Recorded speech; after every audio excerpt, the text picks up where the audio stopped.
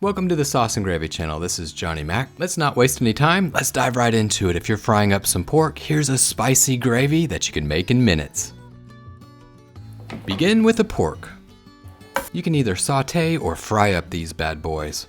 For this recipe, I'm gonna fry them, so I breaded them up, put them into a skillet over high heat with a generous amount of olive oil. For this recipe, you can use any type of pork that you like. Bone in, bone out, tenderized, pork cube steaks, whatever you like, it works well. Hey, in the spicy gravy recipe, it also goes really well with fried chicken. When the pork is fully cooked, move it to the side, keep it warm, let it rest, and while it rests, I'm gonna show you how to make a spicy gravy.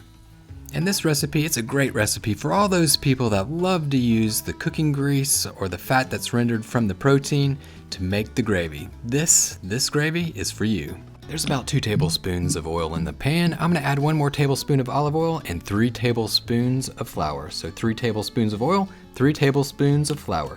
The burner is over medium heat. Give it a mix. This is the roux, it's our thickening agent. Cook it for about 2 to 3 minutes until you smell a warm, nutty smell. Now it's time to add 2 cups of cool milk. That's about 500 milliliters to the hot roux, and that's the best way to keep this from lumping up. Pouring a cool liquid into a hot roux, lump-free every time. And this gravy with just the milk would be a tiny bit bland, so I'm gonna add 1 tablespoon of chicken bouillon to add more flavor. Give it a little bit of a whirl, and now it's time to drop in the spices. Our Cajun Spice mix, half of a tablespoon. Check out the description section to see a list of all of the spices included in this mix. Give the gravy a mix, make sure that the spices are well incorporated, and then add a touch of pepper to taste. It's always a good idea to also grab a spoon, scrape the bottom and sides of the pan, make sure that all of those bits and pieces of the pork are incorporated into this gravy. That's flavor, we want that in there. Don't walk away, this comes together really quick. Once it starts to heat up and that roux is activated, it becomes nice and thick.